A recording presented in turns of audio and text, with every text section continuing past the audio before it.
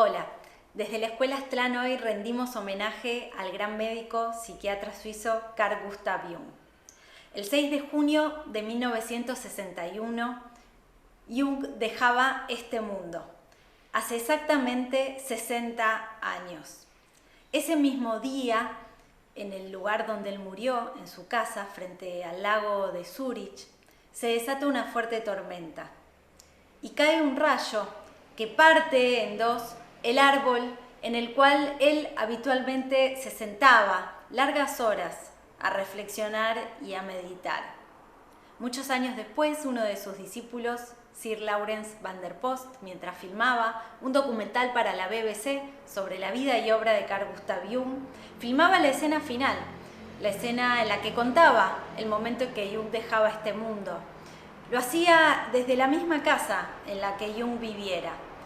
Y en ese momento, una tormenta se desata y cae un fuerte relámpago y hay un fuerte trueno. Esto quedó registrado por las cámaras que registraron también el estremecimiento y la emoción de Van der Post.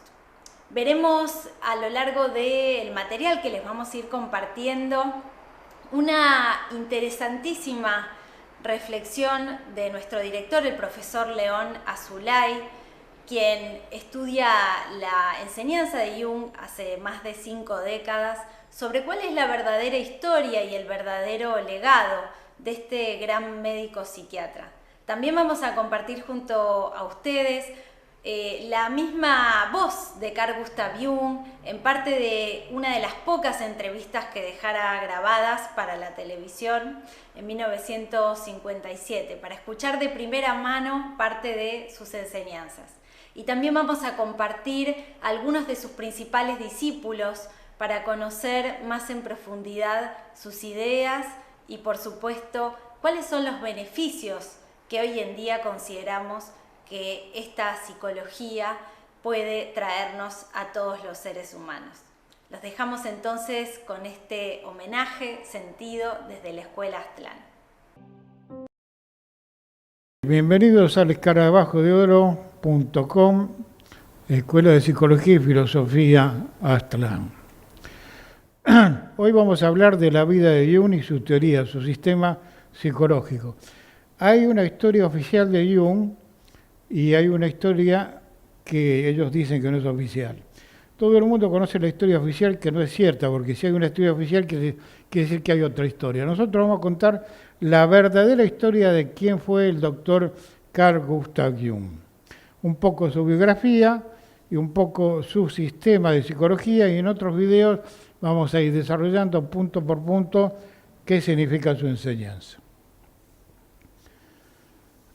Primeramente, Jung nació en 1875 y murió en 1961, y las influencias que tuvo, que no son las que dice el sistema oficial, son las siguientes, y voy a ir relatando realmente cómo fue la cosa.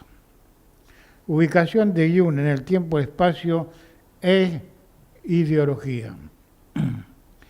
Se dice que Jung fue discípulo de Sigmund Freud, y en realidad no fue así. Jung era psiquiatra cuando Freud había sacado su teoría, era un médico suizo, psiquiatra que trabajaba en Burgosli, en una clínica de psiquiatría, y fue a contactarse con Jung para colaborar con Jung con una idea que tenía de la psicología muy diferente de la de él. Esto ocurrió desde 1906 a 1912 aproximadamente. Como Jung no estuvo de acuerdo con la idea materialista de la psicología y reduccionista de la psicología de Freud, abandonó el grupo, que ese grupo de Viena se llamaba, y vuelve a encontrarse con sus maestros en Suiza, que fueron los siguientes, los que influyeron en la teoría de Jung.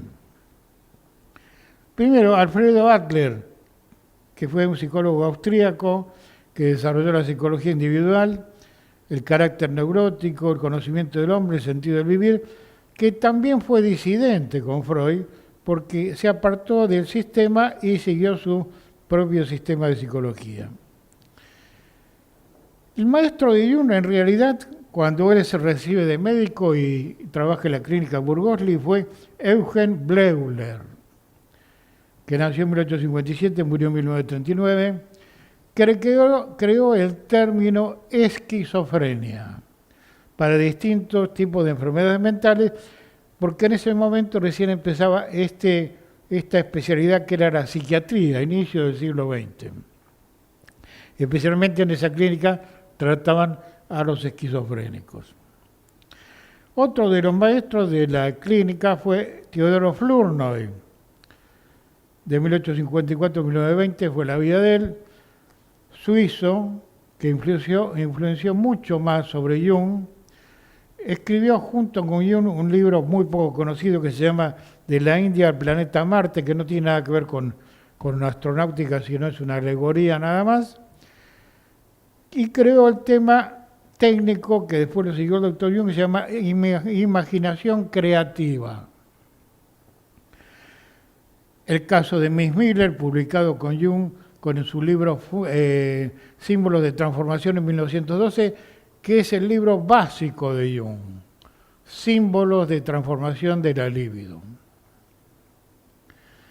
Luego hay otra etapa de influencia que tiene Jung, que es la Escuela de Fenomenología Idealista o Gnóstica de Alemania, con varios personajes, y lo voy a ir nombrando para ver quién los conoce y quién los conoce lo pueden buscar. Uno fue Franz von Brentano, filósofo austríaco, estudió mucho las teorías de Meister Eckhart, un gran filósofo de la Edad Media, al principio de la Edad Media en 1200. Escribió sobre la intencionalidad natural de la psique, la filosofía de los valores. Afirma él que los arquetipos de los actos psíquicos prueban la espiritualidad del alma. Esta fue una gran influencia para Jung acerca de la orientación espiritual de su psicología. Otro de los personajes fue Edmund Husserl, creador de la fenomenología, la psicología fenomenológica y análisis de los procesos de la conciencia y los estados internos que se imponen a la conciencia. Otro de los factores, todos estos son factores que influenciaron luego, siendo un joven, luego en su investigación. Martin Heidegger, gran filósofo alemán conocido por todos los estudiosos, ¿no es cierto? Continuador de la fenomenología, de la ontología existencial, discípulo de Husserl, y ha escrito mucho tiempo, especialmente Ser y Tiempo, que es uno de los libros clásicos de la filosofía y de la psicología. También hay una influencia que la gente no conoce, es la de Friedrich Nietzsche. Nietzsche fue profesor de filosofía en Basilea, en Suiza, durante la juventud de Jung. Él no lo conoció personalmente a Nietzsche, pero sí conoció a la hermana de Nietzsche, que fue Elizabeth Foster, que publicó sus libros, en el cual él se conectó con ella y ella le explicó la publicación y el significado de sus libros. Están por todos lados los libros de Nietzsche, les recomiendo algunos, Más allá del bien y el mal, Genealogía de la moral, Ecce Homo, El ocaso de los ídolos, y su obra cumbre, Así hablaba Zaratustra. Bueno, estas son las primeras influencias del Jung joven. A partir de 1912, que él se aparta y vuelve a Suiza y sigue esta otra escuela, que es una escuela gnóstica de psicología, investiga todas estas propuestas, porque él no inventó nada, simplemente se dedicó a investigar, primero, toda la filosofía griega antigua, mucho la filosofía de Oriente, la filosofía precolombina de Occidente, viajó por todo el mundo para comprobar y corroborar su teoría, su sistema. Y hoy voy a hablar de su sistema punto por punto, y en otros videos vamos a ir detallando punto por punto en cada video qué significa todo esto. Este esquema que ven acá, o gráfico, es el esquema de la psicología del doctor Jung con los arquetipos que vamos a ir explicando. Jung habla de la psique como alma. Justamente nosotros conocemos la palabra alma, que es psique, una palabra griega, por medio de la religión. Lo que la gente conoce es esta palabra por medio de la religión de Occidente. Pero nunca dijeron qué es el alma como función psicológica, sino se habló en términos religiosos del monoteísmo, del cielo y el infierno y nada más. Empezó a desglosar eso un poquito en forma muy infantil, en forma muy elemental, Freud con el complejo de Edipo a fin de 1890, que fue el inicio de la psicología en una etapa infantil, y después avanzó la psicología. Fíjense, desde la época del siglo XIX, que es el invento de Edison de la lamparita y todos los inventos que hubo en el siglo XIX, hasta hoy todos los elementos electrónicos de la ciencia. También la ciencia y la psicología avanzó, no se quedó con Freud ni con Lacan. Hay intereses creados que quieren hacer crear eso. La psicología transpersonal, que es la que se usa a todo el mundo, ese nombre o el nombre que le pusieron después fue creada por Jung. Entonces él habla de la psique es todo esto, dividido en tres partes. El ego, que es un fragmento de la conciencia, es el estado de vigilia y donde están las contradicciones de nuestra vida cotidiana de vigilia. Eso lo podemos comprobar todos los días. Nuestro estado de vigilia, que está compuesto de mucha ignorancia, poco saber, nos induce a muchas contradicciones. Esa es una pequeña parte de toda la psique. Luego habla del inconsciente personal. Acá tiene esta parte, inconsciente personal, que en la época de Freud se llamaba subconsciente, que era lo reprimido. Acá no es lo reprimido, sino que tanto esto como esto lo traen todos los seres humanos al nacer de etapas anteriores de vida. ¿Qué es el inconsciente personal? Contiene los complejos. Vamos a ver qué son los complejos, porque hay mucha confusión con respecto a los complejos. Complejos son conjuntos de defectos y virtudes. Claro, van a decir, ¿cómo virtudes? Claro, el psicoanálisis tradicional dice solo complejos, neurosis, psicosis, etc. No, acá nosotros traemos muchos defectos y también traemos virtudes o vocaciones innatas. Eso lo descubre Jung, no lo inventa él, lo descubrió a través de la investigación empírica. Y luego habla de su gran descubrimiento. Él descubre lo que Platón había dicho hace 2500 años, el mundo de las ideas, la psique en forma natural, que es el inconsciente colectivo, un hombre moderno, inconsciente colectivo, que contiene los arquetipos. Es decir, hay millones de personas con este sector, 7.000 millones de habitantes, y un inconsciente colectivo para toda la humanidad. Y ahora vamos a ver qué es. Este inconsciente colectivo contiene arquetipos, otra palabra griega, que es modelo primordial, modelo inicial. Todo lo que existe singularmente como modelo inicial de algo es un arquetipo. Por ejemplo, la lapicera. Todo lo que sirve para escribir es un arquetipo. Sea una pluma de ganso, sea una punta de algo, o sea hoy una virome. Todo lo que sirve para sentarse, como la silla, es un arquetipo. Todo lo que sirve de mesa es un arquetipo. Así que todo lo que ha inventado la mente humana a través de siglos y que perdura, son arquetipos. En este caso son arquetipos externos. Ahora vamos a hablar de los arquetipos internos, que es la gran contribución de Jung para dilucidar los conflictos del hombre moderno.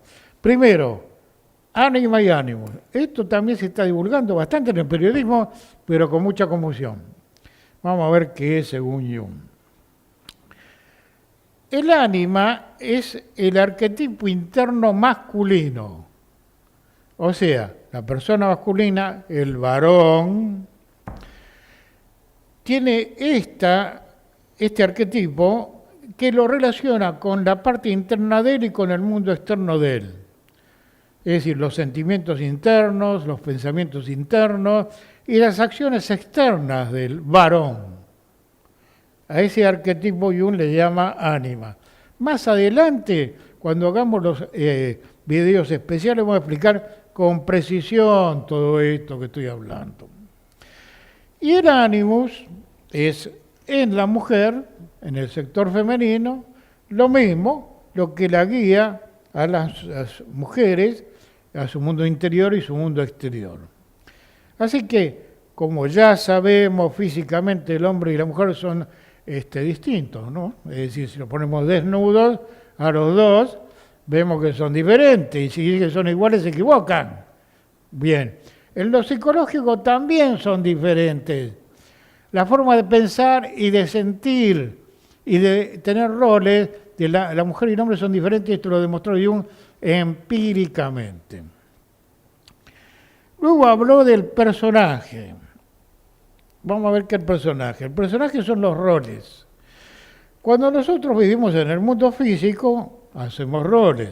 Primero de bebé, porque apenas nacemos un bebé, rol de bebé. Por ejemplo, nosotros no podemos hacer rol de bebé, ¿no es cierto? Lo hace el bebé. Después rol de infantil, el rol de adolescente, el rol de mediana edad, joven, de distintas edades, distintas horas clasifican distintas edades de la juventud, ¿no es cierto? Tercera edad, cuarta edad, quinta edad, que se van a llevar a la octava edad. Bueno, y después la ancianidad. Es decir, físicamente tenemos una orientación correcta de que el cuerpo cuando envejece nos hace hacer roles, pero hoy no se hacen tal como dice Jung. Además de los roles naturales, bebé, niño, adolescente, joven y anciano, hay roles sociales. Médico, arquitecto, abogado, político, científico. Siempre hubo esos personajes en todas las civilizaciones, aunque se llamaran de otro nombre. En la antigua India, en Grecia, en Egipto precolombino, en el Egipto prehistórico, aunque es histórico, dicen prehistórico, pero es histórico, y en la época precolombina, bueno, siempre existió todos los roles profesionales, aunque tengan distintos nombres. Bueno, ese es el rol personaje. Vamos a ver realmente cuál es el arquetipo y el modelo correcto del uso de los arquetipos y cómo en el siglo XX y XXI se han desviado. Luego habla de la conciencia real, o sea, del yo real. El yo real él le llama self, sí mismo. O en la psicología taoísta se llama la conciencia del centro, en la psicología hindú Atman, o el yo real, que es el centro de la psique. Este no es el yo real, este es un ego pequeñito para vivir en el estado de vigilia, si no, no podríamos movernos en las 4 dimensiones físicas. Y está un rato durante el día, cuando nos vamos a dormir desaparece y entra acá. Y acá aparecen los sueños, ¿no es cierto? Luego habla de la libido, que es la energía psíquica. Por supuesto que la idea del líbido, muy acentuada en Occidente, es, para Freud, la escuela neofreudiana, solo la sexualidad. Para esta psicología moderna, transpersonal, que tanto de Jung como la que viene de Oriente hoy, que es una verdadera psicología, la energía psíquica, que hoy le llamamos líbido, es toda la persona física con distintas funciones. Una de las funciones es la genitalidad, la reproducción, la sexualidad. La sensualidad es la función de los sentidos físicos, porque el cuerpo es sensible, sensual. Valores psíquicos. Los valores psíquicos están relacionados con los arquetipos. Los arquetipos están diseñados por una inteligencia superior al hombre, organizada como valores psíquicos auténticos, que es el programa de evolución del ser humano. ¿Qué es la intuición? Bueno, hoy nadie sabe qué es la intuición. Usted va a un psicoanalista tradicional y dice, ay, de repente sube algo y dice, qué bueno, ¿qué significa eso? Y no sé bien, de repente subiste algo. La intuición, descubre Jung, es la inteligencia del self. Hay 2 tipos de inteligencia, la del ego, elemental, caótica, muy burda, muy lenta, y una inteligencia rapidísima al que llamamos intuición. De repente sé algo y no sé cómo fue. Es la inteligencia del ser. El principio de equivalencia, habla él también, es la equivalencia, la relación entre el ego y lo inconsciente. ¿Cómo funciona este movimiento del ego con el inconsciente y viceversa? La entropía es las variables de la conducta humana. Las emociones negativas, positivas, las ideas positivas, negativas, las ideas creativas de los científicos, las destructivas, todas las variables que tiene este movimiento de la naturaleza humana, que es la psique, la mente, a eso le llama entropía, variables. El sistema de evolución que él descubrió y que inventó, porque aparte tenía su escuela, en que se llama la Escuela de Individuación, puso un nombre moderno, porque el nombre antiguo era iniciación, hoy no lo conoce nadie, por lo tanto puso una idea moderna que es individuación, no confundir con individualismo, que no es lo mismo. Individualismo es el hombre moderno, individuación es el hombre integral. Para eso él descubrió un método que se llama canalizaciones de la energía que se dispersan, que se pierden, con una práctica especial de la cual vamos a hablar en otros videos. Esto es lo que se llama individuación. Y después está la función trascendente. ¿Qué es la función trascendente? Es la vocación innata que ya trae cada individuo al nacer. Por en etapas anteriores de vida hemos traído defectos y traído vocaciones innatas, naturales, que puede ser un buen artesano, un buen campesino, cualquier cosa que hace bien. Tenemos ejemplos así esporádicos de grandes músicos que en la infancia son grandes músicos, o grandes científicos, o grandes videntes ya desde niños. Son vocaciones innatas, pero todos los seres humanos la tienen. ¿Por qué no la pueden expresar? Por la masificación. Al estar masificado el hombre moderno, está bloqueado su vocación natural. Eso ya después lo vamos a ver con precisión. Luego habla de tipos psicológicos. En la psicología occidental, digamos, en nuestro mundo moderno democrático, se decía que hay dos tipos psicológicos, el rico y el pobre, el alfabeto y el analfabeto. No es así. Jung redescubre en la psicología griega, egipcia, aria, de todos los tiempos y en su propia experiencia, viajando por todos lados, que hay 7 tipos psicológicos diferentes, no 2, y 49 subtipos. También lo vamos a ir explicando. También habla mucho de los mitos. ¿Qué es los mitos? Hoy el periodista, el escritor común dice que los mitos son algo similar a las mentiras, ¿no? Esto es un mito como una mentira. No es así. Los mitos son conjuntos de ideas orientadoras, evolutivas, y es el lenguaje antiguo de los pueblos, las mitologías.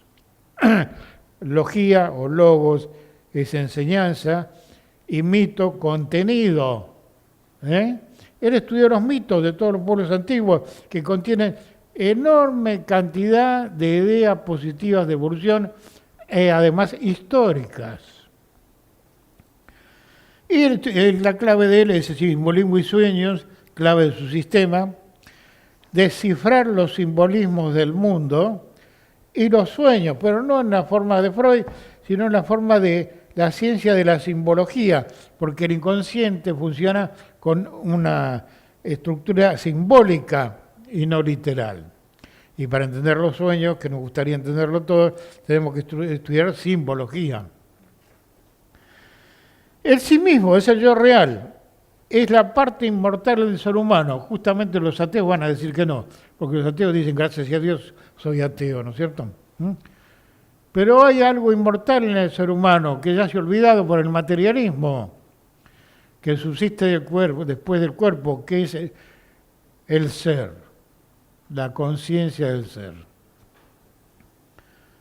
Luego descubre el principio de sincronicidad, que es una ley acausal a la cual en el mundo moderno le llamamos como casualidad.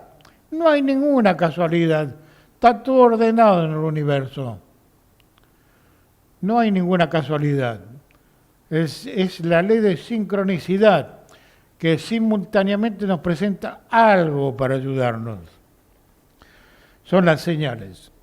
Y luego se basa su psicología mucho en la alquimia, porque los alquimistas eran unas escuelas esotéricas occidentales en la Edad Media, que se disfrazaban de químicos porque eran perseguidos, pero trabajaban con una psicología esotérica, y él descifró los libros, porque los libros alquimistas estaban escritos en clave, dibujados en clave, por la persecución, y tuvo la gran inteligencia de Jung de descifrarlo. Está el libro rojo de Jung, publicado hace poco, donde él transmite en mandalas grandes enseñanzas de la alquimia. Bueno, esto en apretada síntesis es la verdadera historia de Jung, de su sistema psicológico, de la nueva psicología transpersonal, que es la que va a cambiar al ser humano en esta nueva época histórica que están haciendo. Por lo tanto, nuestra escuela, la Escuela Aztlan, va a ir produciendo videos de punto por punto del sistema de Jung, de la psicología del cuarto camino, de la psicología budista y de muchos otros temas que son necesarios hoy para poder cambiar los conflictos que tenemos, porque todos los sistemas antiguos ya no nos resuelven nada. Bien, gracias por conectarnos y nos vemos en el próximo video. Hola, ahora vamos a traerte una de las entrevistas que han quedado grabadas más impactantes, donde Jung expone las ideas principales de su sistema, de su cosmovisión. Esta entrevista fue realizada en 1957 por el doctor Richard Evans. So, Dr. Jung, we have been discussing in some detail some of the factors in the development of the personality of the individual, and you have very kindly elaborated for us on some of your fundamental concepts, such as the archetype, and at least simply what it means, and certain types of archetypes such as the anima and the animus, and we try to show, perhaps in our discussion, some of the ways that your ideas may have differed from those of Dr. Freud. Now, another concept or idea that seems to be a very interesting one in your work, at least as I see it, is the term or concept persona. And of course, this seems to have a lot of relevance to the daily living of the individual. I wonder if you would mind telling us a little bit about how you construe this term persona. Well, this is a practical concept we need in elucidating people's relation. I noticed with my patients, particularly with people that are in public life, that they have a certain way of presenting themselves. For instance, take the doctor. He has a certain way. For instance, he has good bedside manners, and he behaves as one expects a doctor behaves. He may even identify himself with it and believe that he is what he appears to be. Yes. He must appear in a certain form, unless people don't believe that he is a doctor. And so when he is a professor, he's also supposed to behave in a certain way so that it is plausible that he is a professor, you know. So the persona is partially the result of the demands society has. And on the other side, it is a compromise with what one likes to be, or with what, or as one likes to appear. Say. Yes. Take, for instance, a parson. He also has his particular manner, and as corresponding to the general expectation, And he behaves also in another way, combined with his persona that is forced upon him by society in such a way that also his fiction of himself, his idea about himself, is more or less portrayed or represented. So the persona is a certain complicated system of behavior which is partially dictated by society and partially dictated by the expectations or the wishes one nurses oneself. Yes. Now, this is not the real personality, in spite of the fact that people will assure you that that is all quite real and quite honest, yet it is not. Yes. Now, such a performance, or say, yeah, the performance of the persona is quite all right as long as you know that you are not identical with the way in which you appear. Yes. But if you are unconscious of this fact, then you get into sometimes very disagreeable conflicts. Namely, people can't help noticing that at home, for instance, you are quite different from what you appear to be in public. Yes. And people who don't know it stumble over it in the end. They deny that they are like that, but they are like that. They are it. And then you don't know, now, which is the real man? Yes. Yes. Is he the man as he is at home or in intimate relations, or is he the man that appears in public? It is a question of Jekyll and Hyde. Yes. Often. Yes. It is such occasionally there is such a difference that you would almost be able to speak of the double personality. Yes. And the more that is pronounced, the more people are neurotic. Yes. They get neurotic because they have two different ways. They contradict themselves all the time, and in as much as they are unconscious of themselves, they don't know it. They think they're all one. Everybody sees that they are two. Yes. And some know him only from one side, so others know him only from the other side. And then there are situations that clash, because the way you are creates certain situations with people in your relations, and these two situations don't chime in. They are just dissonances. Yes. Yes. And the more that is the case, the more the people are neurotic. Yes. Actually, would you say that the individual may even have more than two personas? In other words, could he possibly... Oh, rarely. You know, Rarely. we can't afford it very well to play more than two roles. But there are cases, for instance, where people have up to 5 different personalities. Yes. In cases of dissociation of personality, where, for instance, the one person, say, call it person A, doesn't know of the existence of the person B, but B knows of A. Yes. Or there may be a third personality, C, that doesn't know of the two others. Yes. You see, there are such cases in literature. Yes.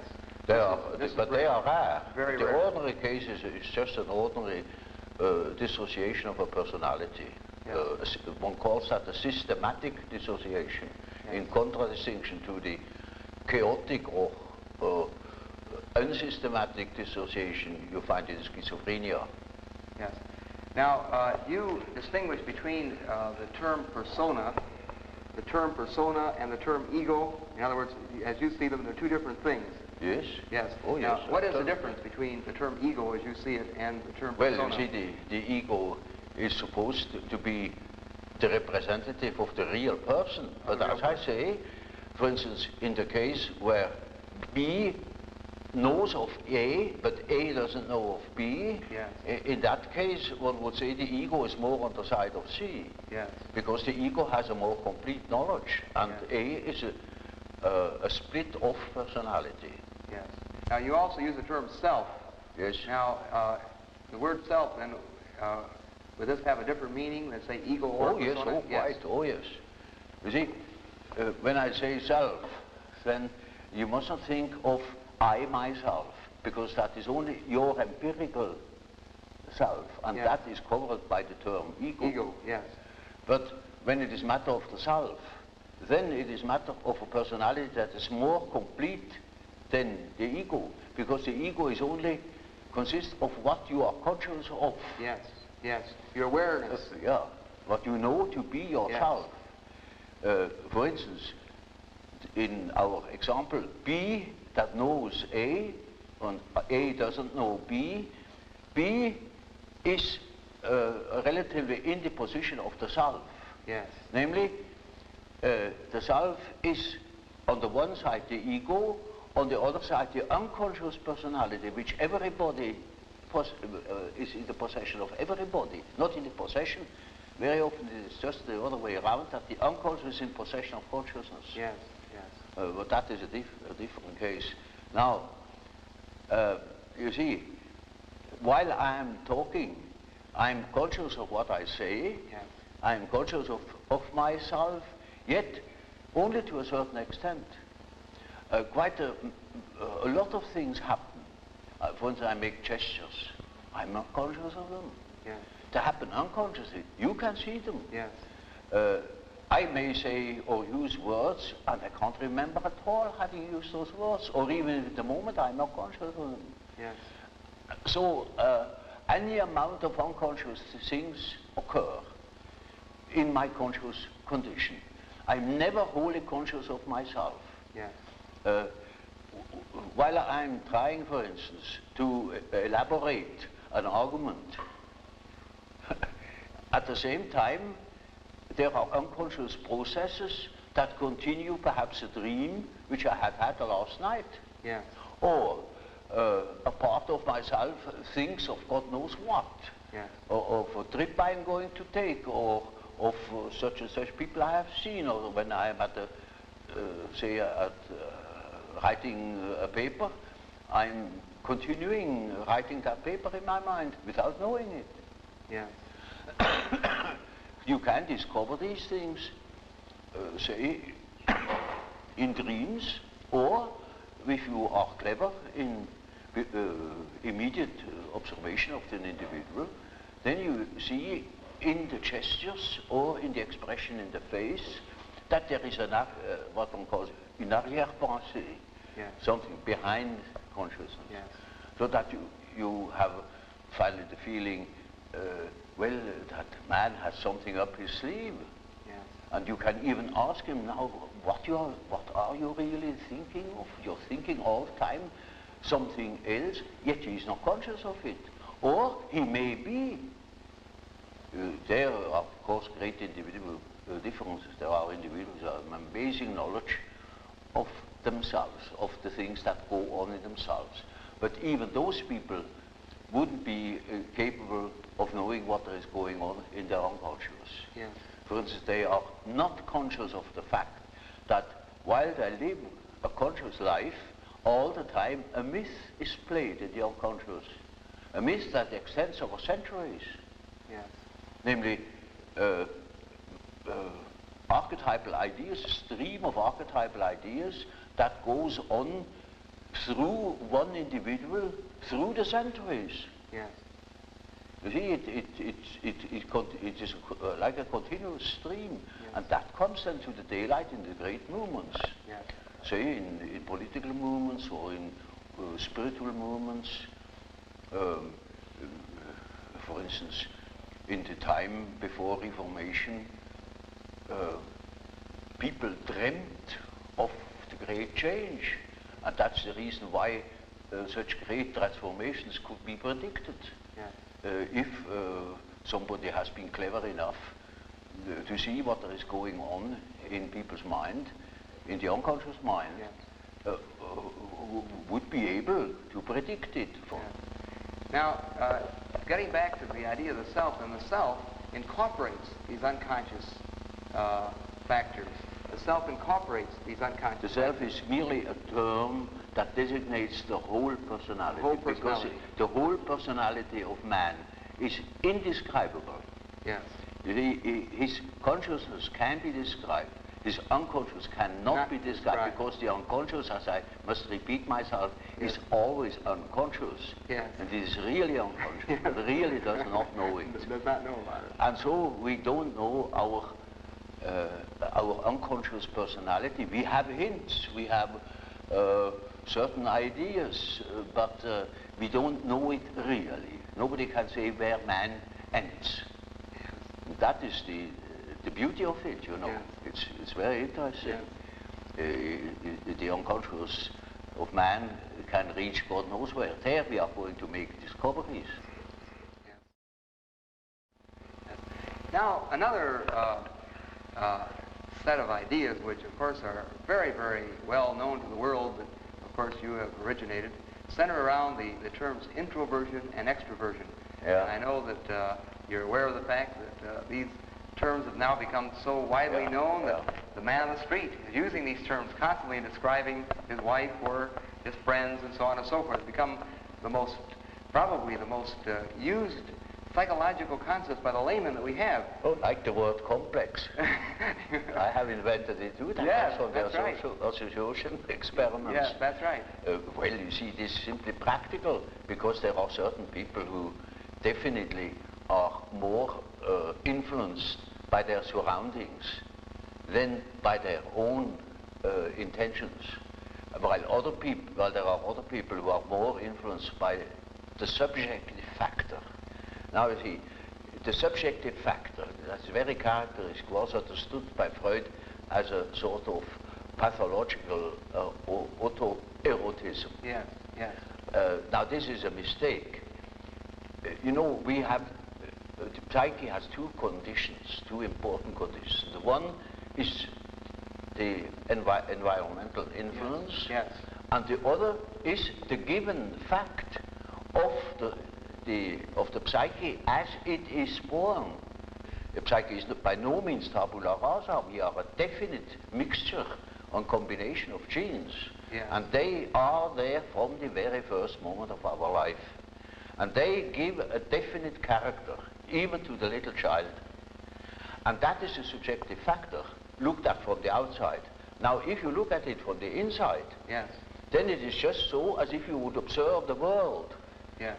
When you observe the world, you see people, you see houses, you see the sky, you see tangible objects. But when you observe yourself within, you see moving images. Yes. A world of images. Yes. Generally known as fantasies. Yet these fantasies are facts. You see, it is a fact that a man has such and such a fantasy. And it is such a tangible fact, for instance, that when a man has a certain fantasy, another man may lose his life. Yes. Or a bridge is built. Yes. These houses were all fantasies. Yes. Everything you do here, all of the houses, everything was fantasy to begin with. And fantasy has a proper reality. That is not to be forgotten. Fantasy is not nothing. It is, of course, not a tangible object, but it is a fact nevertheless. It is, say, a form of energy. Yes. Despite the fact we can't measure it.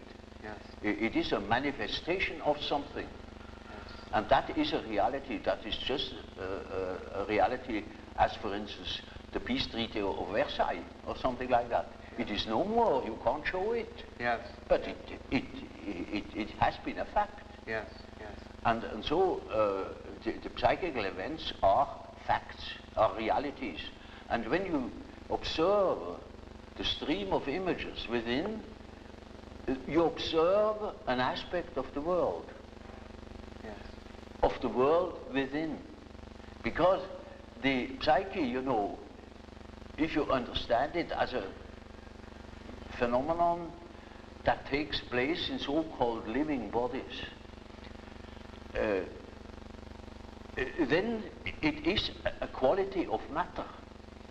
As our body consists of matter, we discovered that this matter has another aspect, namely a psychic aspect. Yes. Yes. And so it is simply the world from within, seen from within. Yes. It is just as if we were seeing into another aspect of matter. Yes. This is an idea that is not my invention. That the old Democritus already said, talked of the spiritus insertus atomis, Yes. namely the spirit that is inserted in atoms. Yes. Yes. That means psyche is a quality that appears in matter. Doesn't matter whether we understand it or not, Yes. but this is the conclusion we come to if we draw conclusions without prejudices.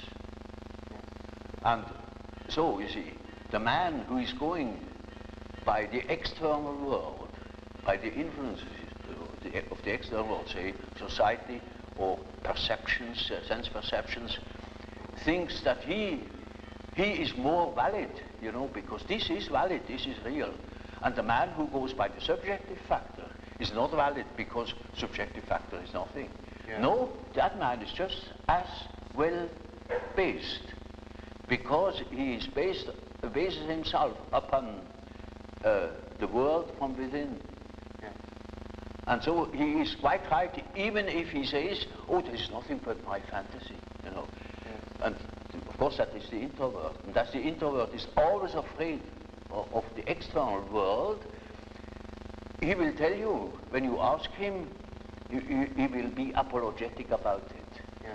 He will say, of course, yes, I know, only my fantasies. And he has always a resentment. And as the world in general, particularly America, is extroverted like hell, the introvert has no place. Yeah. Yeah. Because he doesn't know that he beholds the world from within. Yeah. And that gives him dignity, and that gives him certainty, because it is, nowadays particularly, the world hangs on a thin thread, Yeah. and that is the psyche of man. Assume that certain fellows in Moscow lose their nerve or their common sense for a bit, and the whole world is in fire and flames. Yeah. Yeah. You see? It is nowadays we are not threatened by elementary catastrophes. There is no such thing as an H-bomb. That is all man's doing. Yeah. We are the great danger. The psyche is the great danger. What if something goes wrong with the psyche? Yeah. You see? And so you see, it is demonstrated to us in our days what the power of the psyche is of man, how important it is to know something about it, but we know nothing about it. Nobody would give credit to the idea that the psychical processes of the ordinary man have any importance whatever. One thinks, oh, he has just what he has in his head. It is all from his surrounding. He's taught such a thing, believes such a thing. And particularly if he's well housed and well fed, then he has no idea at all. And that's the great mistake. Because he is just that as which he is born, and he is not born as tabula rasa, but as a reality.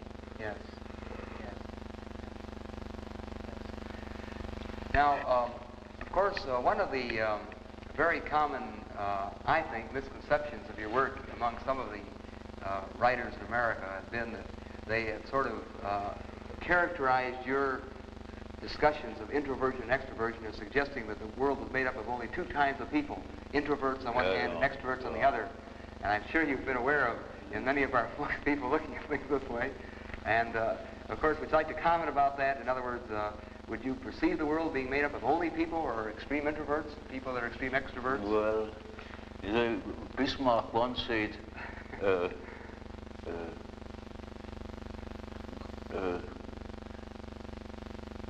God may protect me against my friends. With my enemies, I can deal myself alone.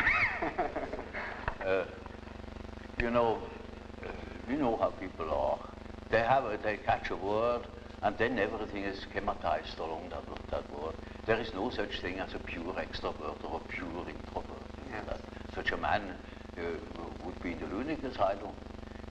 Those are only terms to designate a certain penchant, a certain tendency. For instance, the tendency to be more influenced by environmental influences or more influenced by the subjective factor. That's all. Yes. And you see, there are people who are very well balanced and are just as much influenced from within as they are from without, yes. or just as little. Yes. And so with all the finer classifications, you know, yes. they are only sort of point de repère, points for orientation. Certainly then, this whole matter of extremes, introversion, extroversion, as you say, it's sort of a schematic approach to sort of hang an idea on, an approach. Yeah. But it would be, as you say, ridiculous to say you that see, people... my whole scheme of typology is merely a sort of orientation. Namely, there is such a factor as introversion, there is such a factor as extroversion. The classification of individuals means nothing at all. This is only the instrumentarium, yes. for the practical psychologists, yes. To explain, for instance, a husband to a wife, or yes. vice versa. For instance, it is very often the case, one could almost say, it is almost a rule, but I don't want to make too many rules, in order not to be schematic, yeah. That an introvert marries an extrovert for compensation, or another type marries the counter type to complement himself, for instance. Well, Dr. Jung, of course, tied in with your typology and quotation marks of introversion, extroversion, we, of course, know of your concepts of thinking, feeling, sensation, and intuition. And, of course, it would be very interesting to hear some expansion of the meaning of these particular terms as related to the introvert-extrovert dichotomy. Well, there is quite a simple explanation of these terms, and it shows at the same time how I arrived at such a typology. Namely, sensation tells you that there is something. Thinking, roughly speaking, tells you what it is. Feeling tells you whether it is agreeable or not, to be accepted or not, accepted or rejected. Yes. And intuition, now there is a difficulty. Yes. You don't know ordinarily how intuition works. So when a man has a hunch, you can't tell exactly how he got at that hunch or where that hunch comes from. It is something funny about intuition. I will tell you a little story. I had two patients. The man was a sensation type, and the woman was an intuitive type. Of course, they felt attraction. And so they took a little boat and went out to the Lake of Zurich. And there were those birds that dive after fish, you know. Yeah. And then after a certain time they come up again, and you can't tell where they come up. And so they began to bet who was the first to see the bird. Now, you would think that the one who observes reality very carefully, the sensation type, would of course win out. Yeah. Not at all. The woman won the bet completely. Yeah. She was beating him on all points. Yeah. Because by intuition she knew it before. I see. See? Now, how is that possible? Yeah. Well, sometimes, you know, you can really find out how it works by finding the intermediate links. You see, it is a perception by intermediate links, and you only get the result of that whole chain of associations. Yes. Sometimes you succeed in finding out, Yes. but more often you don't. So my definition is, intuition is a perception by ways or means of the unconscious. Yes. That is as near as I can get. Now this is a very important function, because when you live under primitive conditions, a lot of unpredictable things are likely to happen. Yes. And there you need your intuition, because you cannot possibly tell by your perceptions, by your sense perceptions, what there is going to happen. For instance, you are traveling in primeval forest. You only see for a few steps ahead. You go by the compass, perhaps, and you don't know what there is ahead. It is uncharted country. If you use your intuition, then you have hunches. And when you live under such primitive conditions, you instantly are aware of hunches. For instance, there are places that are favorable, there are places that are not favorable. You can't tell for your life what it is. Yes. But you better follow these hunches. Yes. Because anything can happen. You see, and, quite unforeseen things. For instance, at the end of a long day, you approach a river, and you don't know that there is a river. Yet, when you come to the river, that is quite unexpected. For miles there is no human habitation. You cannot swim across. It's all full of crocodiles. So what? You see? Now, such an obstacle hasn't been foreseen. But it may be that you have had a hunch, that you remained in the last likely spot, and that you wait for the following day, that you can build a raft or something of the sort, or look out for possibilities. For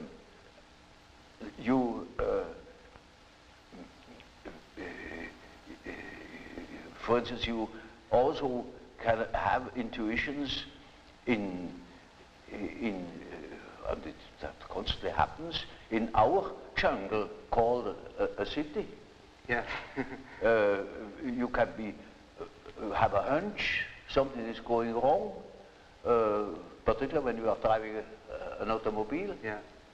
For instance, it is a day where nurses appear in the street.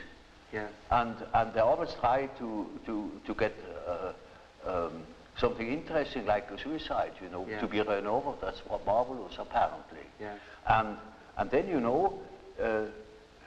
get a peculiar feeling, and really at the next corner already is a second nurse that runs in front of the automobile. Yeah. You see, duplicity of cases, Yeah. that is a rule, that such chance happenings come in groups. Yeah. And so you see, we have constantly warnings, hints that consist perhaps in a slight feeling of uneasiness, uncertainty, fear. Now, under primitive circumstances, you pay attention to these things. They mean something. With us in our man-made, absolutely, apparently safe conditions, we don't need that function so very much. Yes. Yet we still use it. So you find intuitive types, for instance, amongst bankers, Wall Street men. Yeah. They follow hunches, gamblers of all descriptions. Yeah. You find the type very frequently among doctors, because it helps them in their prognosis. Sometimes a case can look quite normal, as it were, and you don't foresee any complications. Yet, an inner voice tells you, now look out, here is something not quite all right, Yes.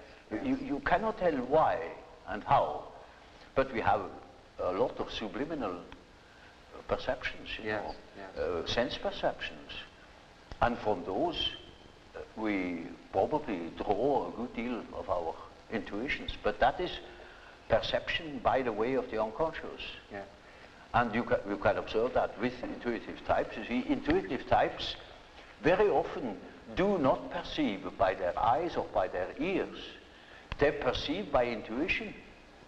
For instance, once it happened that I had a woman patient in the morning at 9 o'clock. And you see, I often smoke my pipe, and there's a certain smell of tobacco in the room, or a cigar. And so she came and said, "But you begin early." I said, "You call it early at 9 o'clock?" She said, "No, you must have seen somebody at 8 o'clock. I said, "How do you know?" There had been a man there that had come at 8 o'clock already. Then she said, "Oh, well, I just a hunch. There must have been a gentleman with you this morning." I said, but how do you know it was a gentleman?" He said, "Oh, well, I just had the impression, the atmosphere was just like a gentleman here." Yeah. All the time, you know, the ashtray was under her nose, and there was a half-smoked cigar. Yes. But she wouldn't notice it. Yeah. So you see, the intuitive is the type that doesn't see the stumbling block before his feet, but he's rat for 10 miles. Yes. Do you make a distinction between an intuitive extrovert and an intuitive introvert? Yes. All these types can be on the extrovert or introverted line. For example, more specifically, what would be an example or a difference between an intuitive extrovert and an intuitive introvert? Well, you know, you have chosen a somewhat difficult case, you know, because one of the most difficult types is the intuitive introvert. Yeah, you know. I have. The intuitive extrovert, you find among hunters, bankers, gamblers. Yes. That is quite understandable. Yes. But the introvert the introverted variety is more difficult because he has intuitions as to the subjective factor, namely the inner world. Yes. And of course that is now very difficult to understand because what he sees are most uncommon things, and he doesn't like to talk of them. Yes. If he's not a fool, because he would spoil his own game by telling what he sees, because people won't understand it. Yes.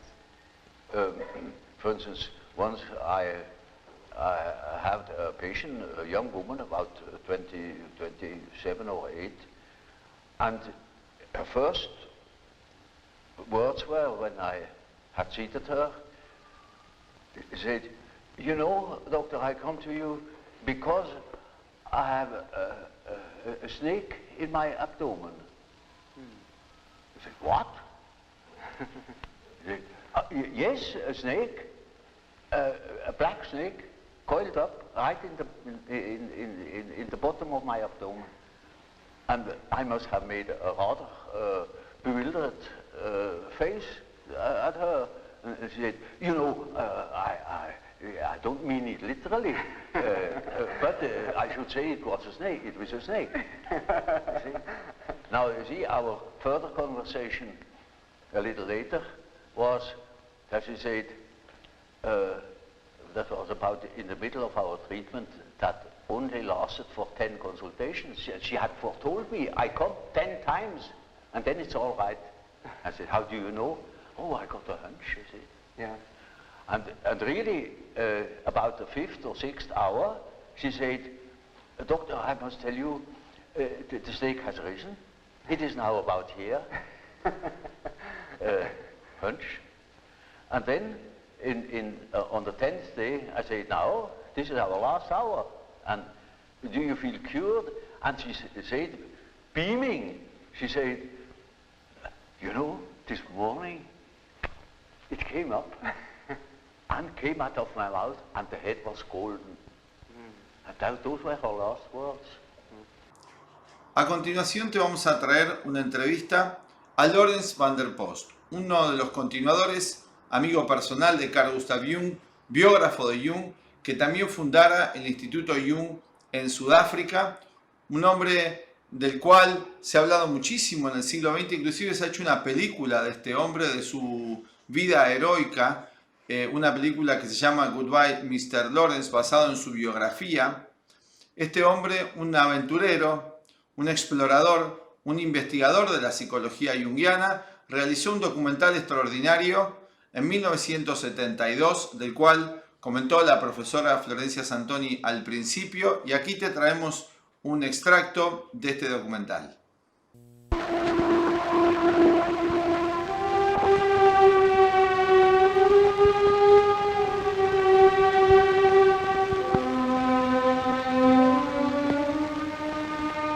And one of the most intimate and personal ways in which he dealt with these new elements from the unconscious was the work he did in this red book, which is in front of me now. It's a very intimate, a very personal book. And as one faces it, one has almost the feeling one doesn't want to pry in it. But there are elements in it here which belong not only to Dr. Jung, but speak to all mankind, to every human being who has a problem with his unconscious. And the way in which the book begins expresses so beautifully already this immense reverence which he had for all forms of life, even the least known. Look how it begins.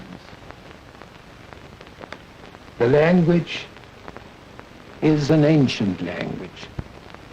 It's written in an ancient script, and it's almost as if the number 2 personality, whom we've met before, is here guiding the handwriting. Here he first painted an intimation that the renewal of the soul has to flower in the unconscious, however frightening the forces that dwell there.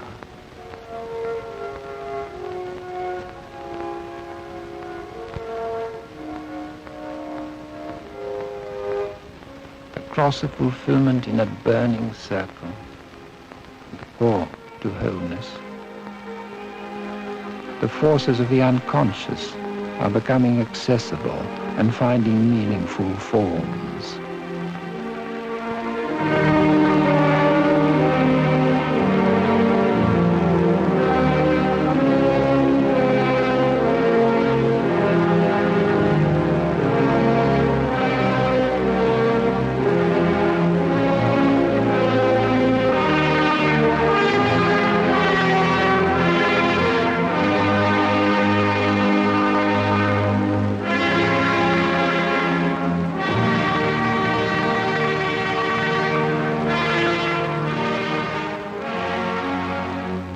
The fire of the self quickens and brings light to the unconscious.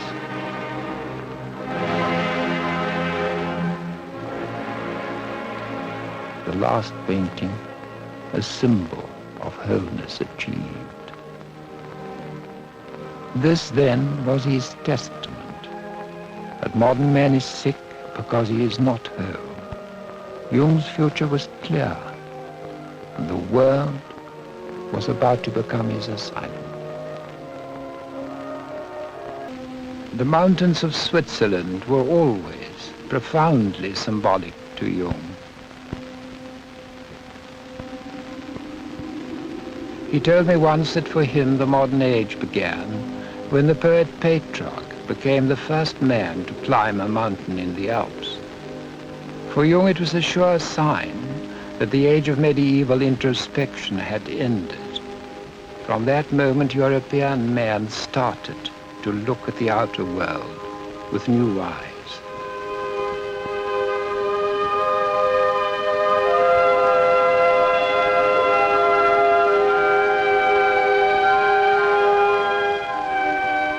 I can say that for me, a new phase of the life of our time began when Jung climbed the mountains and explored the valleys of the unconscious within modern man. He realized how much we had lost by neglecting our inner world, how dangerously one-sided we had become in ignoring our intuitive and instinctive selves. By the age of 40, Jung's reputation as a psychiatrist was secure. He lived with his wife and 5 children on Lake Zurich. His 9 years of work with mental patients and 15 years of private practice had given him many of the facts he needed for understanding the conflicts in modern man, exemplified by the clash between science and religion. Y para terminar, en este homenaje que estamos haciendo hoy a Carl Gustav Jung, te traemos un video de una de las principales continuadoras que quedó a cargo de la Escuela de Jung tras el fallecimiento de Jung en 1961, la doctora María Luisa von Franz. Esta mujer extraordinaria nació en 1915 y falleció en 1998. Escribió una extensa obra sobre alquimia y sobre las ideas principales, expandiendo el conocimiento que dejara Carl Gustav Jung de su maestro, de quien ella va a hablar aquí en esta importante entrevista realizada en 1977. Von Franz was born in Munich in 1915 to Austrian parents who moved the family to Switzerland when she was 3 years old. She has lived in Switzerland ever since, and it has become her home country. When she was 18 and a student at the University of Zurich, she first met Jung with a group of her friends. This was a fateful meeting. Within a year, she had begun analysis with Jung and became his main research assistant in his extensive studies of alchemical texts. Jung recognized her skills and natural talent for this work and encouraged her to complete her studies. She obtained a PhD in classical languages from the University of Zurich and later became a Jungian analyst. Dr. von Franz comments in this interview on the meaning of Jung's concentration on alchemy. We also hear briefly about her interest in the themes which are treated in depth in her recent books, Projection and Recollection in Psychology, Reflections of the Soul, and Dreams and Death. To celebrate the centenary of Jung's birth, von Franz published a biography of Jung, C.G. Jung, His Myth in Our Time. This is an in-depth treatment of the way Jung's discoveries emerged from his own individuation process and is one of the best summaries of his work that is available. On a more personal note, von Franz tells the story of how she came to build her tower retreat, the setting for this film, and the meaning of this place for her creative life and for her ongoing work with the psyche. Von Franz shared this tower for many years with her close friend and colleague, Barbara Hanna. They were warm and gracious to the whole film crew and served us a delicious lunch cooked by von Franz over the fire.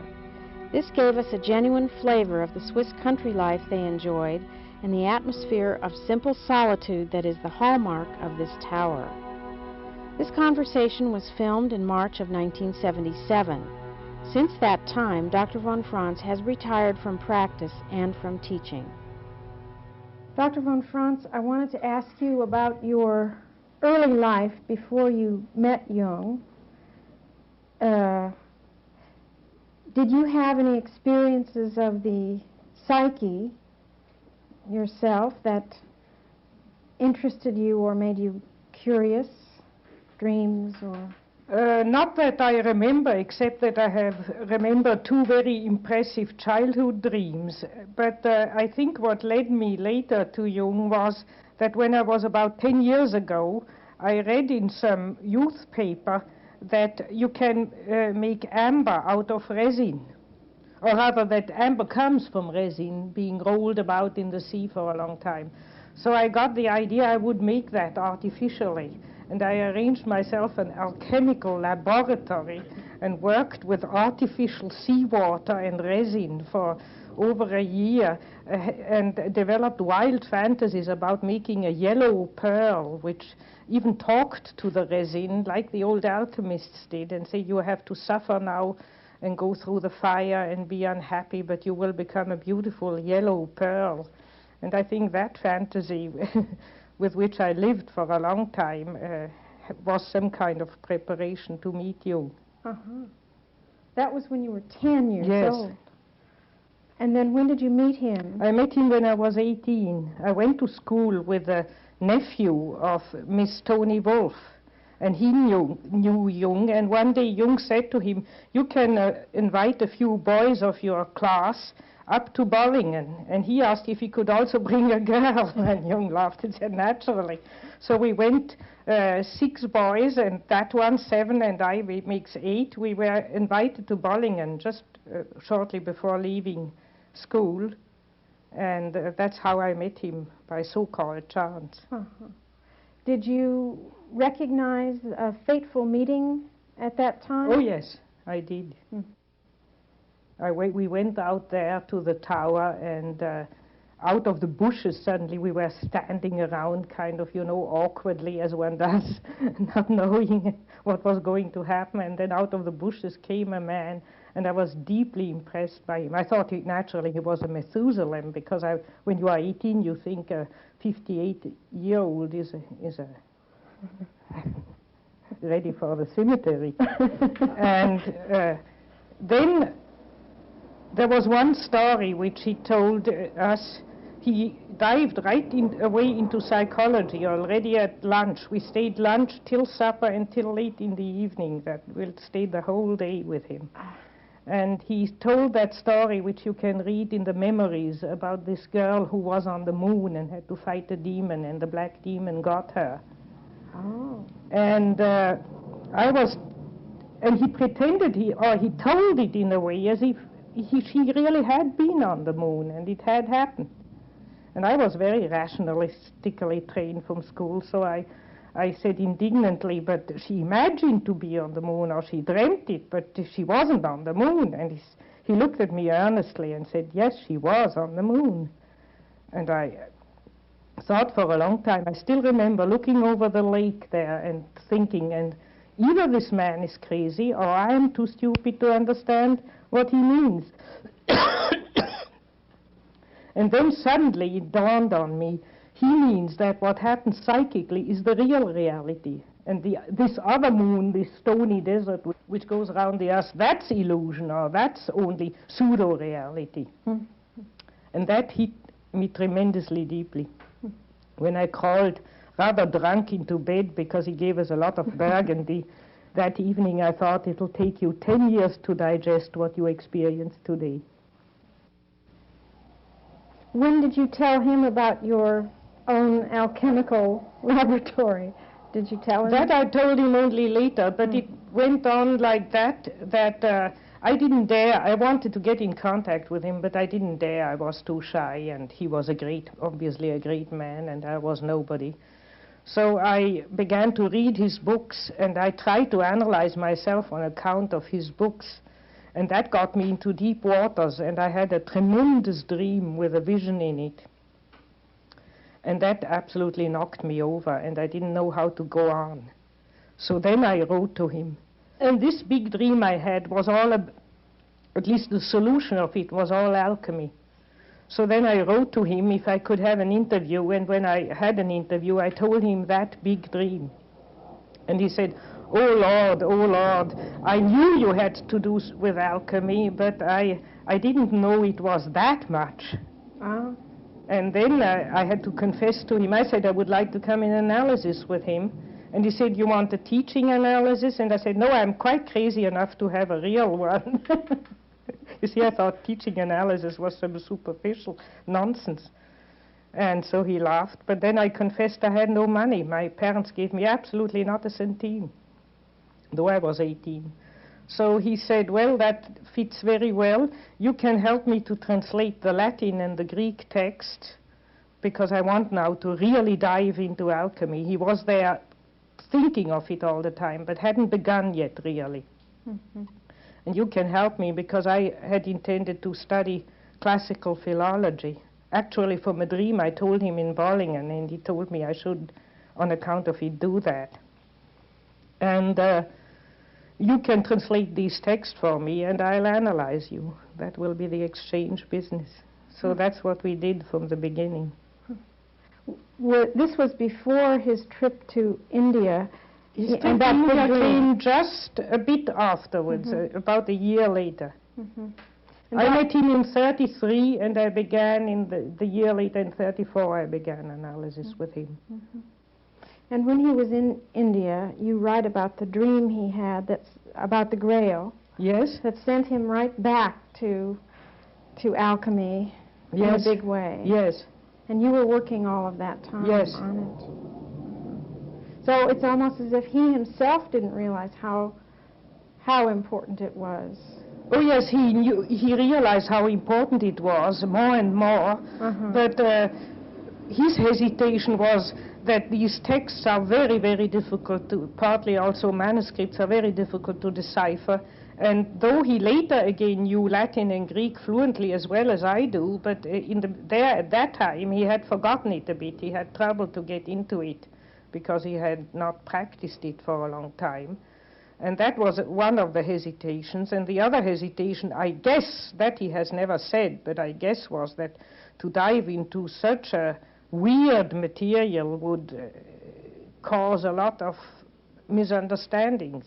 I mean, he was already always insulted of being a prophet and a mystic, and now digging up this occult alchemy on top of it all, you know.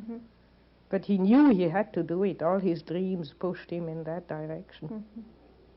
Did you ever feel it a burden yourself, this work on alchemy, as if, I mean, your dreams pushed you also, but did you? No, I was carried by a wild enthusiasm all the time.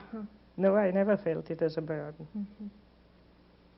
Do you feel that that work has been received yet in the world? I think it's beginning to be received, but many people still say the alchemical books they don't understand. They understand the earlier work better. And I think it will still take about 10, 20 years for the people to realize what alchemy really means and how important it is. It's beginning now. It's dawning on the people. Have people in other fields picked up on your work with Jung and alchemy and on the meaning of the Mercurius figure?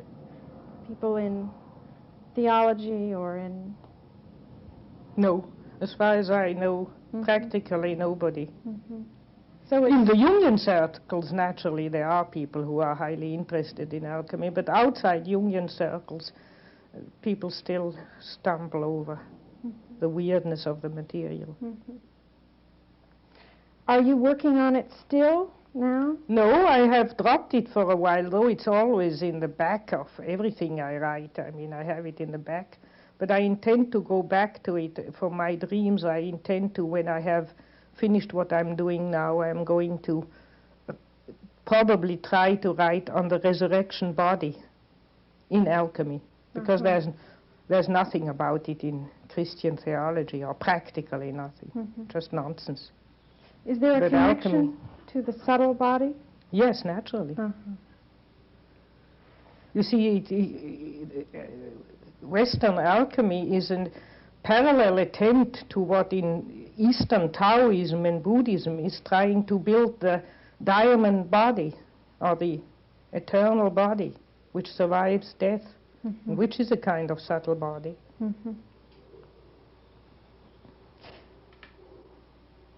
So, dreams and symbols having to do with this building of a subtle body are really objective material. There is it's not just a myth or a story, but it's an objective reality. It is the reality. All the rest is superficial illusion. It's what really happens in a human being. And therefore, at the end of life, there's the big showdown. Have you frittered away your life in superficiality? Or as Jung said about a woman once, 5 minutes after her death, she'll not remember this life anymore. Or have you built something eternal in which your individuality can survive and not to just get dissolved like the atoms of your body? So death itself is the showdown. I mean, I think so, test. yes.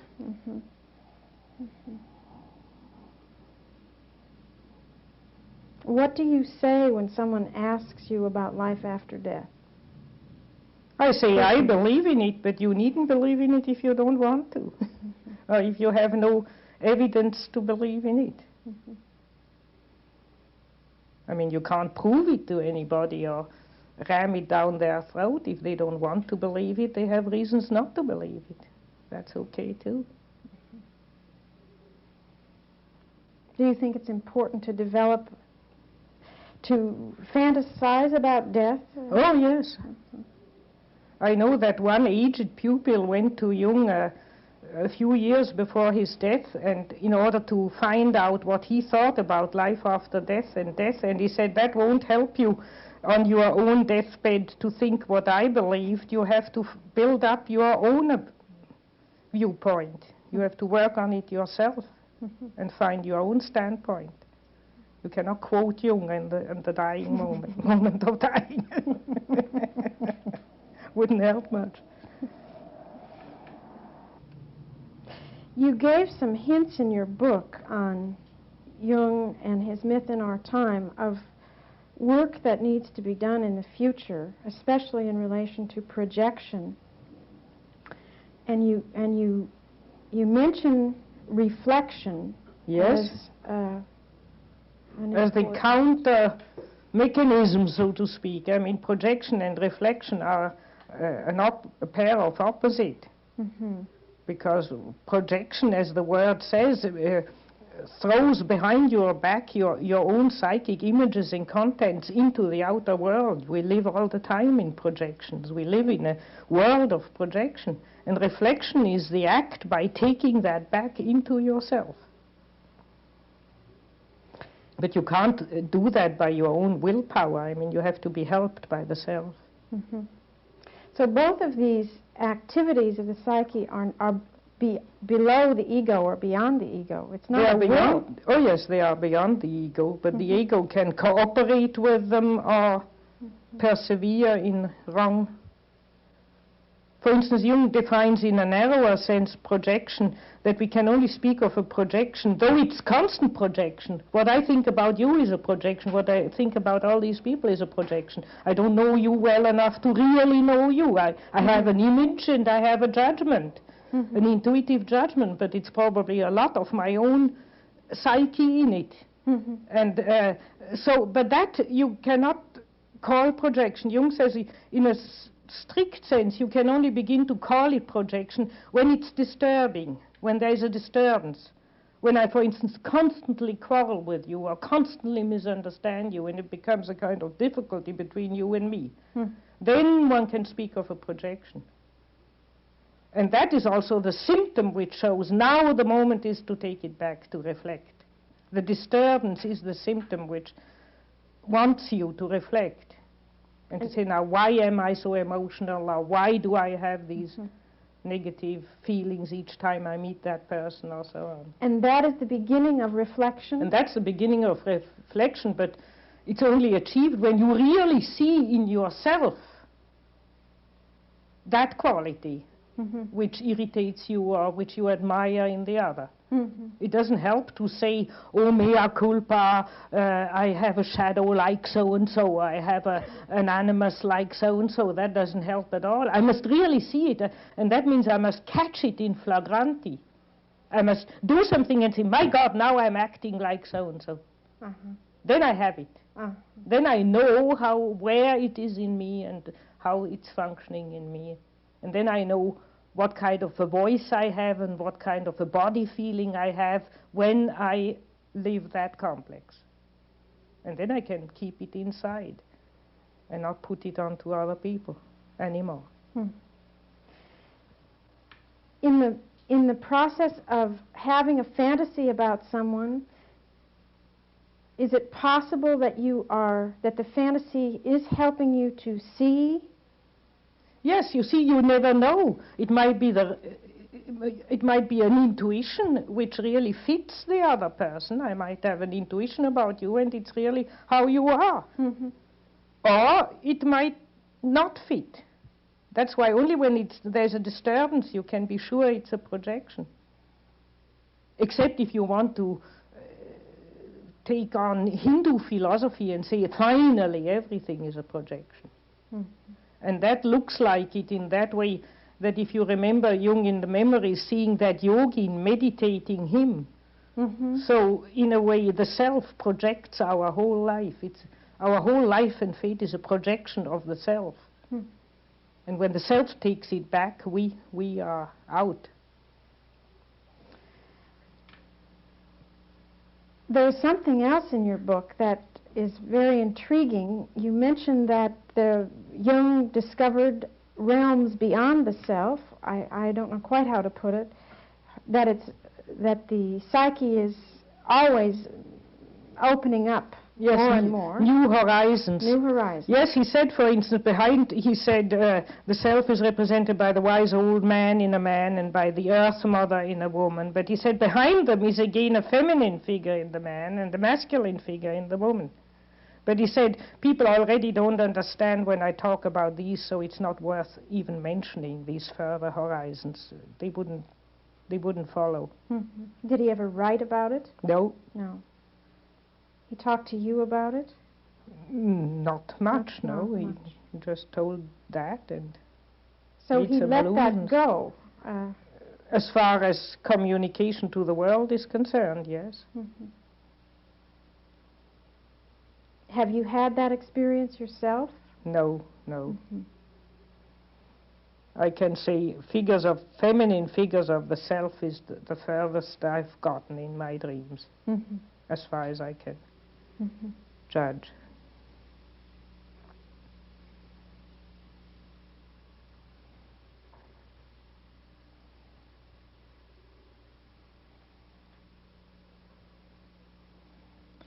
Is it any more difficult to reflect on negative images than on positive images?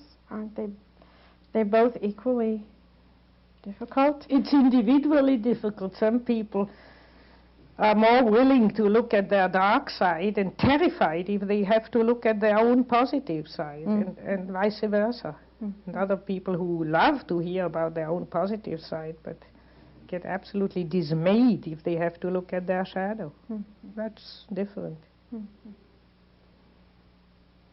Do you see this process of reflection as something vital for survival Yes. now? Yes.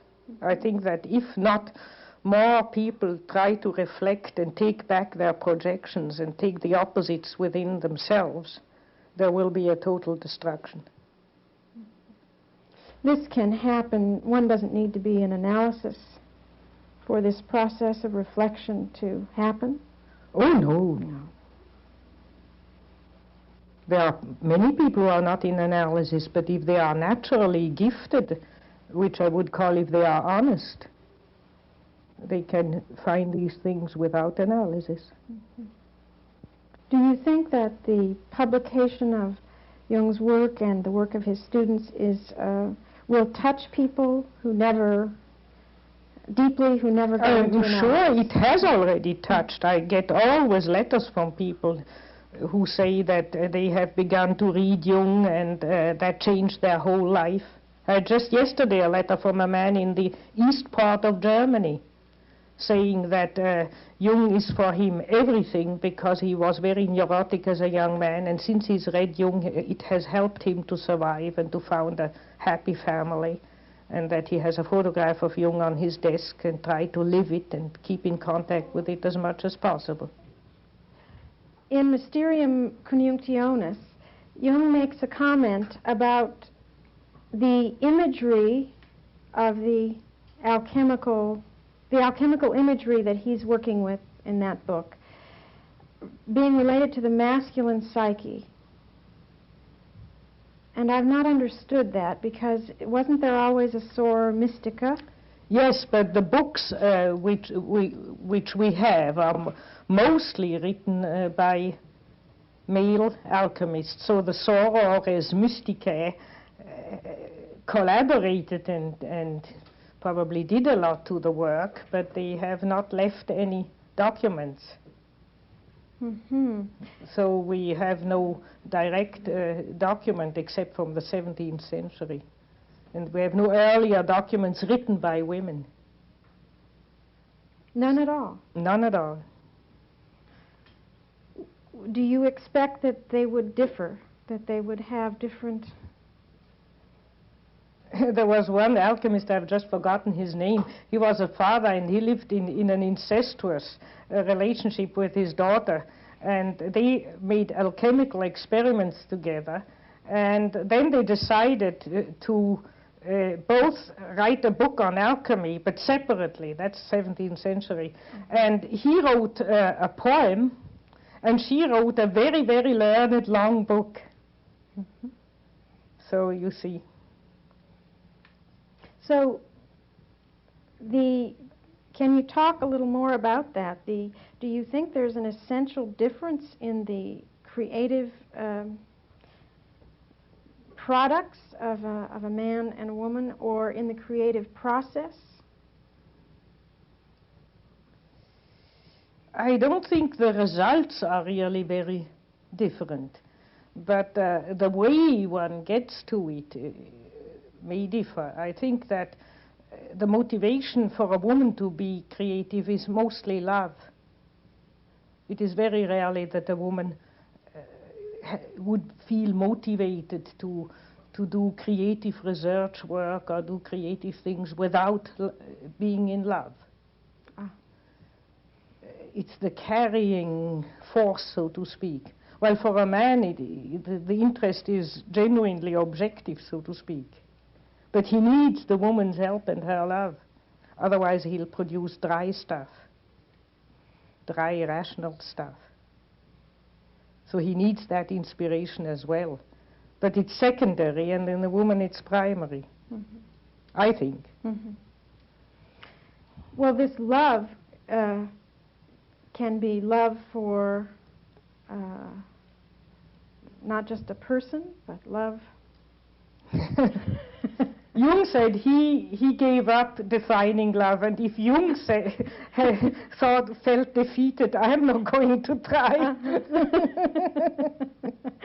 But when we go back to this man that wrote you the letter from East Germany, yes, he was deeply touched by Jung's work, yes, his books, yes, and there must have been love there. Yes, he didn't comment on that in his letter, but I'm sure he wouldn't understand a lot of Jung if he hadn't loved once in his life.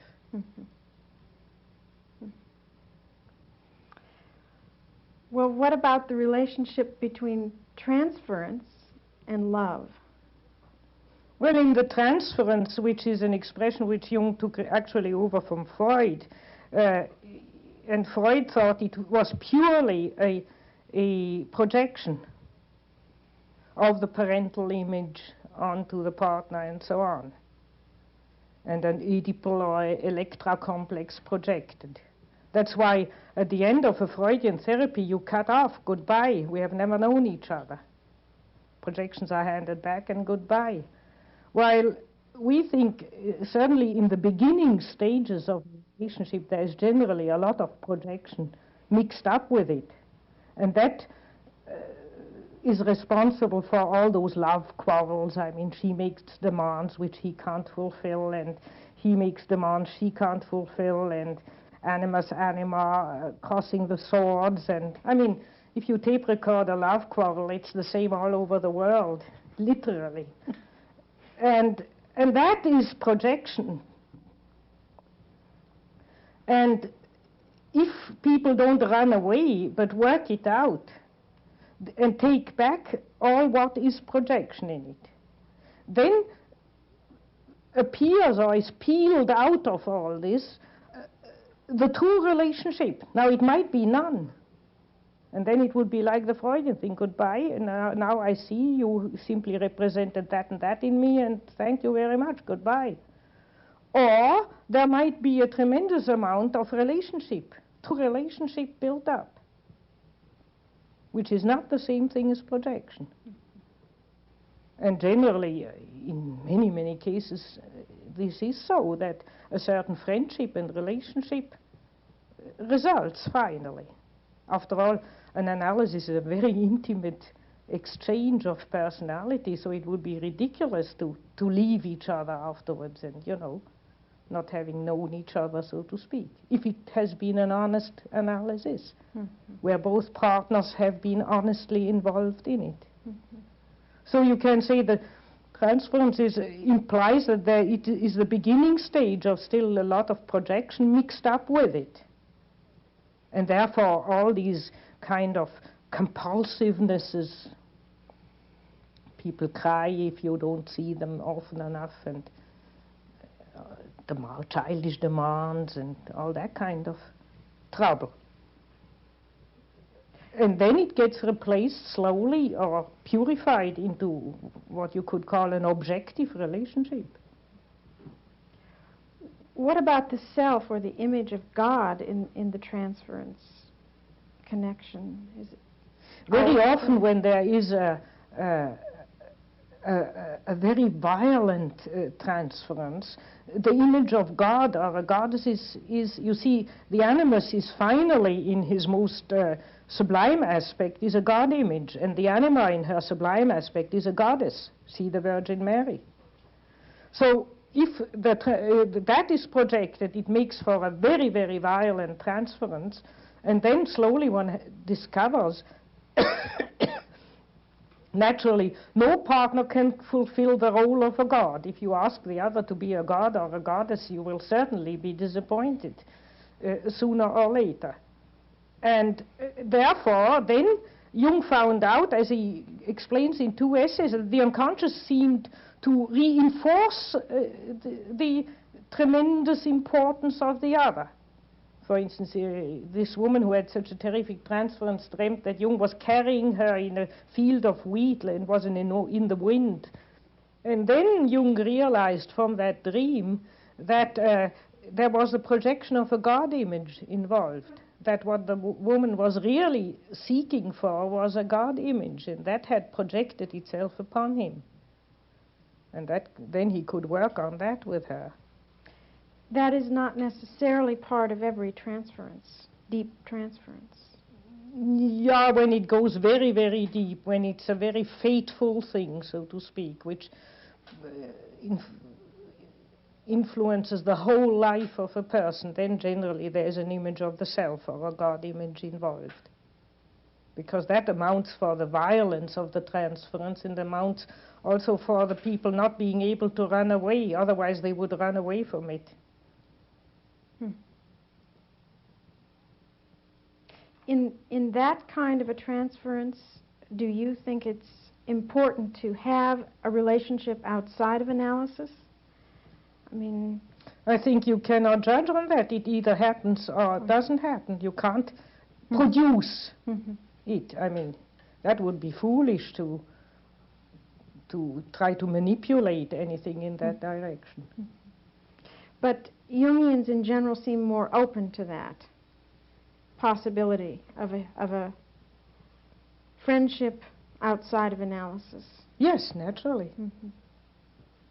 That's what I tried to allude at before when I said slowly peels out of all this transference stuff a real relationship, and that might be a close one or a less close one. Jung always said that's regulated by the self. He said, I cannot decide on it. Either it's meant or it's not meant, and it comes out as the self or God or fate wants it to be. And therefore it can be closer or less close. But Jungians are basically open to it. You have to just find out. I sometimes invite some of my analysants, and sometimes it's quite an experience. Analysants I like and I'm interested in the hours. When I go out with them for dinner, I'm deadly bored. We have nothing to say to each other. Then I realize either it will never be, or the stage hasn't come to establish any private contact. There's nothing there. he or she can only talk about their own problems, or there's nothing to exchange. And with other people it's different. You get closer once you go out to dinner. You feel, no, that's even a nicer contact than always discussing dreams. There is a real possibility of relationship. So you can only experiment and watch your own dreams and find out, and the patient's dreams, naturally. After you go out with a patient, you can afterwards look what they dream afterwards, if it goes wrong or if it was too much for them. And some can't take the weight of their analyst. They get quite befuddled when they have to have a private talk. In the transference phenomenon, is there a gradual confrontation with evil? Yes, because when a woman is in love, her shadow comes up in form of jealousy, power, wanting to put the man she loves in her pocket, eat him up completely, cutting out all other ladies around him. And there you have evil. Right away. Jealousy, as Jung once said, is the greatest flaw of the feminine nature. And in a man, the same thing. So if the totality is constellated, the self is constellated, automatically evil steps in very strongly. You know it yourself. As soon as things begin to terribly matter, then you get, for instance, aggressive or in a fighting spirit about them. Now you see, for instance, my land here matters to me, so I'm in a fighting spirit to defend my land. If it wouldn't matter to me, I would say, oh, never mind how it looks like. All the more in a relationship. So then one has to learn how to live with that. One has to make it conscious, and become conscious of it. And then on top of it, pardon it to oneself. That's the worst.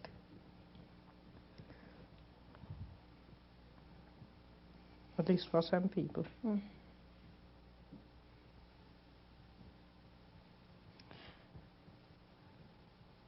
Jung's tower in Bollingen has been, he has spoken of it as the place where he really lived the self. In the second person, yes, or the self, yes. And there came a point in his life when that was important, to sacrifice some outer interests. Yes. And I was interested in his insisting on your building a tower at a certain point. You wanted to wait. You thought later would be fine. And he said, no, do it now. How do you feel about that now? Was he right? Well, he saved this whole situation, because a year later, after I built this, they made building areas. They did, and this is not a building area. So if I had waited a year, this tower would never exist. And Jung's intuition, parapsychological intuition, he didn't know that rationally, but he must have felt, get it done. I'm interested in the fact that it's square and not round. Yes, I thought of the I.G.J. The heaven, the masculine, is round and the earth is square. That's why I had the idea of making it square. Can you say more about that the feminine is square, or the difference between? Well, in the I Ching, the roundness of heaven is the dynamic yang principle, the creative, and the yin principle, the feminine, is what makes things real. And in reality, you have mostly straight lines and corners and so on. So that's why the Chinese think that the square is the symbol of reality and the earth, because the feminine helps the creative to enter reality, or to incarnate in reality. When you speak about the livingness of matter, I have heard stories of Jung in his tower talking to his pots and pans. Oh, well, naturally, that was partly a joke, but you know, One of the last times he went to the tower, for instance, he hadn't been there for a long time, and the first days the covers of the pans like to jump off and fall on the floor in the wrong moments, and you know how objects can absolutely misbehave. So he put himself up in the middle of the kitchen and said, now, ladies and gentlemen, pots and spoons, I know I have neglected you for a long time and you are angry with me, but I beg your pardon and I ask you now to cooperate again. And from then on, at least Ruth Bailey tells, there were no more accidents. He had great fun with that.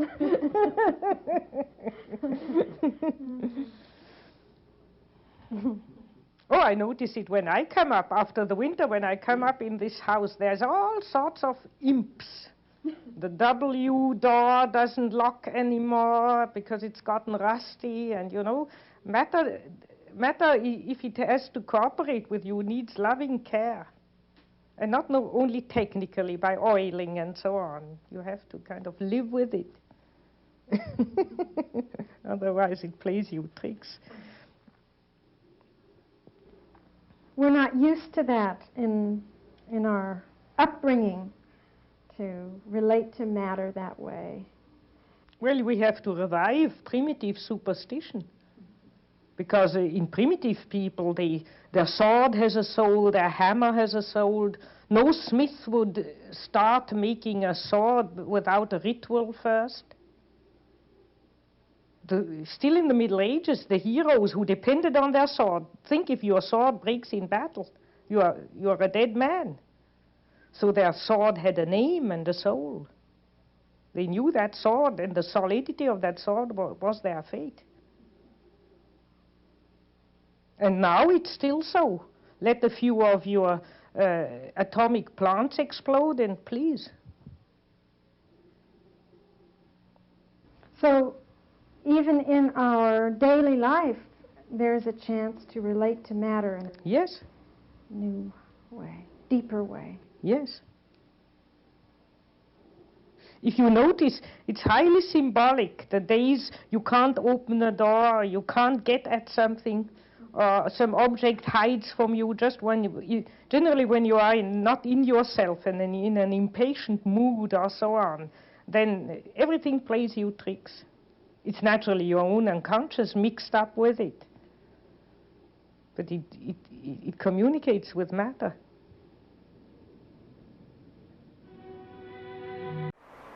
Esperamos que hayan disfrutado de este material, nos despedimos y los invitamos a estudiar la psicología de Jung, a incorporar estos conocimientos en su vida cotidiana a través de los cursos que vamos a estar ofreciendo. En breve en la Escuela Aztlan iniciaremos nuevos cursos de la psicoterapia de Carl G Jung. En la descripción de este video van a encontrar toda la información detallada. Hasta la próxima.